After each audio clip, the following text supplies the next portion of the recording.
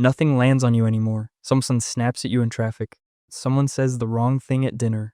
A situation that would have set the people around you on fire passes through you and leaves no smoke. You go home, you sleep fine. People have started saying it out loud. I wish I could be like you. You smile the way you always smile, and you don't quite know how to answer. Because something about your own calm has started to make you wonder. On the good days, it feels like peace. On the strange days, it feels like a room you can't find the door to, and you don't know when you sit with it honestly, which one is actually true. There is a real difference between the two. Most people will live their whole life without knowing which side they're on. By the end of this, you will. From the outside, someone like this looks like they've cracked a code the rest of us are still trying to find. The world bothers other people, not them. A rude waiter, a snide comment online, a friend who flaked again, a coworker who took credit for something that wasn't theirs. The watchers feel themselves tighten in response to these things. This person doesn't. The same incoming arrow that would lodge in someone else's chest seems to pass through them as if they weren't quite there for it. It isn't fake, you can see that much. They aren't performing calm. They aren't gritting their teeth behind a smile. There's no twitch in the jaw an hour later. They are by every visible measure actually unbothered, and it isn't selective. They're like this with strangers and with people who love them, with small slights and bigger ones.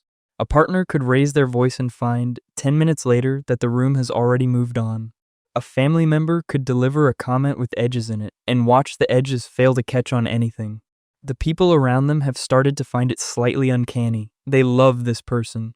They also, sometimes, in the quiet of their own kitchens, wonder what it would take to actually rattle them. They wonder occasionally if anything would. They don't say that out loud. It feels mean to wonder. But the wondering is real.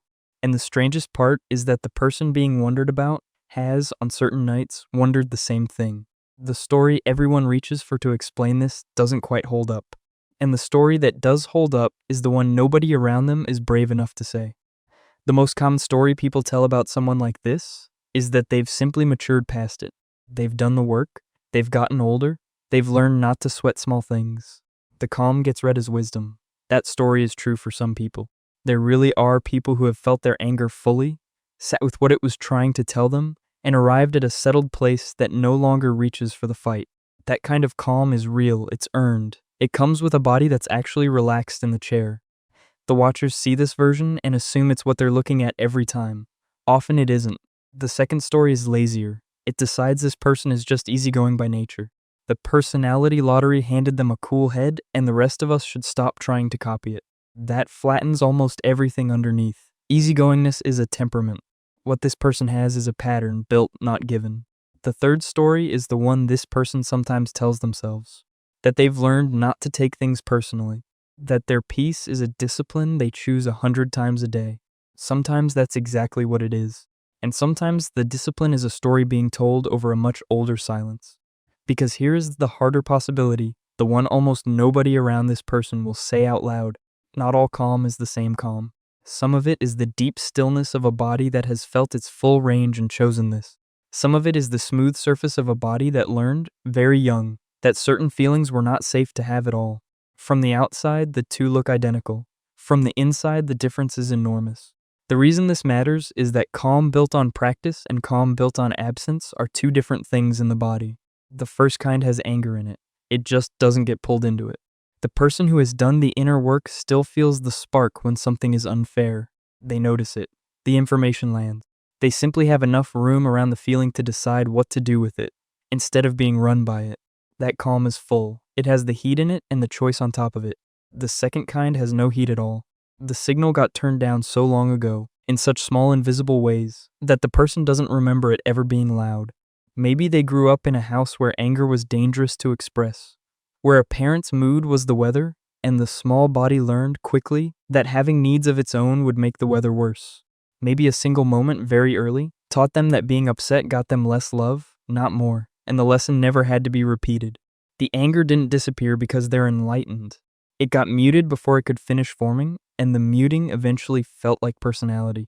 Psychologists call this emotional avoidance, the body's quiet habit of disconnecting from feelings before they get strong enough to hurt.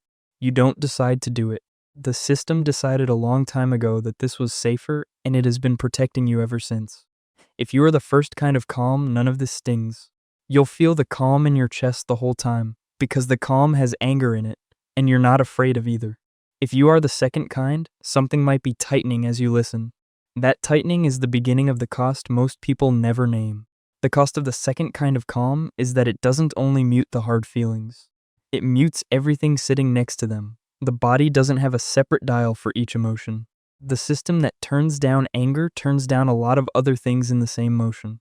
Excitement gets quieter, desire gets quieter. The small spark that tells you something matters to you, the one that would have lit up at the right job, the right person, the right risk, gets dimmer in the same way the anger did. You don't notice the dimming because you've never known yourself any other way. So you walk through your life unbothered, also unmoved. People praise you for the unbothered part. Nobody mentions the unmoved part because from the outside it just looks like steadiness. Inside, on some nights, it feels like watching your own life through slightly fogged glass. You can see what's happening. You just can't quite reach it the way other people seem to. There's a darker thing underneath. You sometimes find yourself in situations that should have made you angry. A friend who quietly took advantage, a partner who crossed a line, a workplace that has been using you for years, and you didn't leave. You couldn't quite locate the signal that would have told you to. The calm that everyone admires has, in some seasons of your life, kept you in rooms a healthier anger would have walked you out of. That is the bill the muting hands you. And it usually comes due in your 30s or 40s, in a tiredness you can't explain to anyone. If you are the first kind of calm, the kind with heat under it, none of what follows is for you. Keep doing what you're doing. Your peace is real. You've earned it.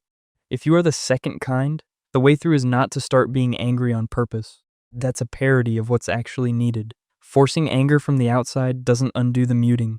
It just adds performance on top of avoidance. The way through is smaller and slower than that. Start by noticing the moments when a healthier version of you would have felt something. The comment that should have landed. The line that should have been crossed. The thing you should have wanted more loudly than you did. You don't have to do anything about these moments yet. You just have to admit privately that there was supposed to be a signal there, and that the signal didn't come. That admission is the beginning of the dial turning back up. Not all at once, not dramatically. Just a slow return of feeling to a body that's been running on quiet for a long time. You will not like all of it. Anger, when it finally arrives, is uncomfortable in a body that has never made room for it. Hurt is uncomfortable in a body that learned not to be hurt. There will be a stretch where you feel less peaceful than you used to, and you will be tempted to call that a loss. It isn't, it's a return. The calm you've been carrying was not, in this version of you, a sign of how far you'd come. It was a sign of how early you had to start protecting yourself. You can keep some of it. You should. The steadiness has saved you more times than you remember. But the muting underneath it has cost you in ways you've only just started to count. Let the count begin. Let the quiet start being honest with you. The version of you with all the feelings turned back on is not less peaceful. They are more whole. And you have been waiting for them, somewhere in your chest, for longer than you knew. If any of this met you somewhere quiet, leave a comment and consider subscribing. There will be more like it.